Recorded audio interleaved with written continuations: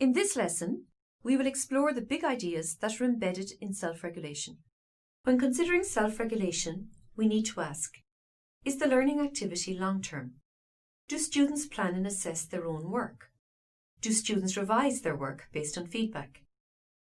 Learning activities that give students the opportunity to acquire self-regulation skills must last long enough for students to have the opportunity to plan their work over time. The learning activities must also present clear learning goals and success criteria that students can use to plan and monitor their own work. Educators can foster self-regulation skills by giving students working in groups responsibility for deciding who will do what and on what schedule.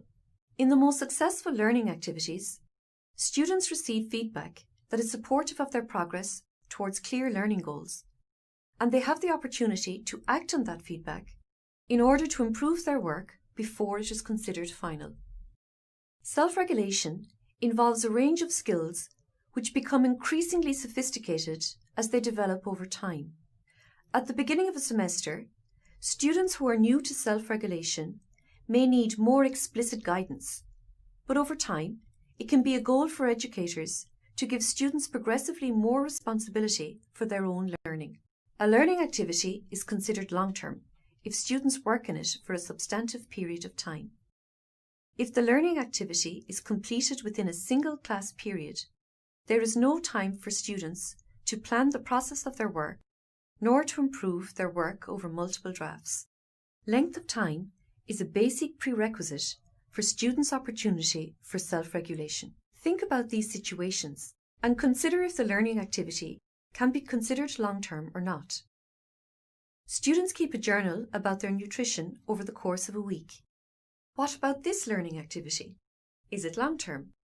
Students document what they ate on 2 different days. Learning goals define what is to be learned in this activity and how these goals fit with prior and future learning. Success criteria are the factors that will be considered to determine whether the learning goals have been met. They provide evidence of student progress and success in the learning activity. When students have learning goals and associated success criteria in advance of completing their work, it is possible for them to examine the progress and quality of their own work as they do it. The educator might provide the learning goals and the associated success criteria of a learning activity to students. Or, the class might negotiate the learning goals and success criteria together in order to foster more student ownership of the learning activity. An understanding of these factors early in the learning activity is another important prerequisite for students' opportunity for self-regulation. When students plan their own work, they make decisions about the schedule and the steps they will follow to accomplish the task. Planning their own work may involve deciding how students break down a complex task into smaller subtasks or choose the tools they will use. Deciding when students create a schedule for their work and setting interim deadlines. Deciding who a group of students determine how to divide work among themselves. Deciding where students decide what pieces of the work will be done inside or outside of the school building or the school day. If a task is long-term, but students are given detailed instructions and timelines, they do not have the opportunity to plan their own work. Students making decisions about small aspects of tasks does not qualify as planning their own work.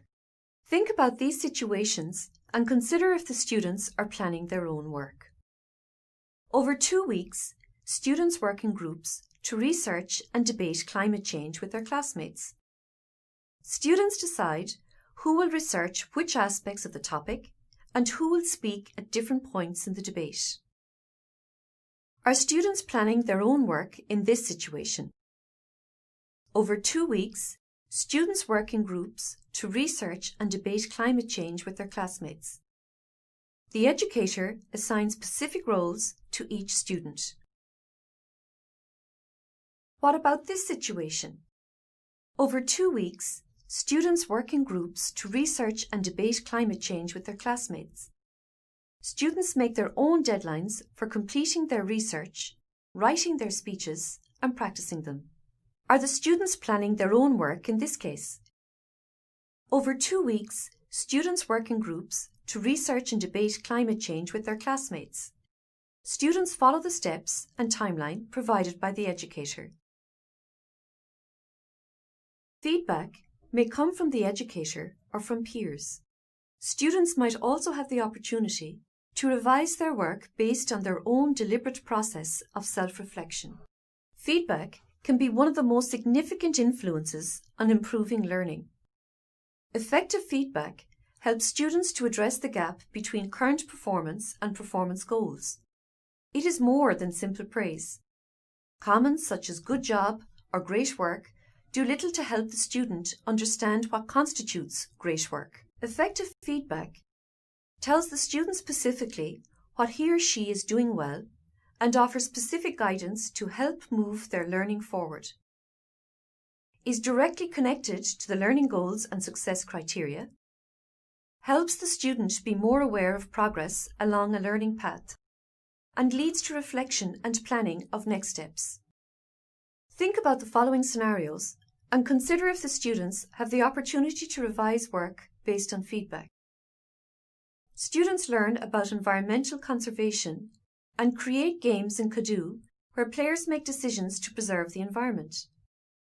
After developing a beta version of their game, students trade games with a partner and give each other feedback to improve their games before turning them in. Do these students have the opportunity to revise work based on feedback? Students learn about environmental conservation and create games in Kazoo where players make decisions to preserve the environment. Students post the first version of their games for classmates to play, without opportunities to receive or implement feedback. In this activity, do these students have the opportunity to revise work based on feedback? Students create PowerPoint presentations about a topic in world history. Students do practice presentations, receive feedback from their educator and peers, and revise their presentation based on feedback before doing a final presentation. What about this activity? Students create PowerPoint presentations about a topic in world history. Students do their final presentation without any opportunity for practice, feedback, or revision. Do the students in this activity have the opportunity to revise work based on feedback? Students write persuasive essays that will be assessed according to a rubric that the educator shared with the students at the beginning of the learning activity. Students use the rubric to reflect on their own essay drafts and make revisions. Finally, do these students have the opportunity to revise work based on feedback? Students write persuasive essays that will be assessed according to a rubric that the educator shared with students at the beginning of the learning activity. Students use the rubric only after getting back their graded essays to see why the educator gave them a certain grade. Now that you've been introduced to the big ideas in self-regulation, we will examine the self-regulation rubric and decision tree in the next lesson.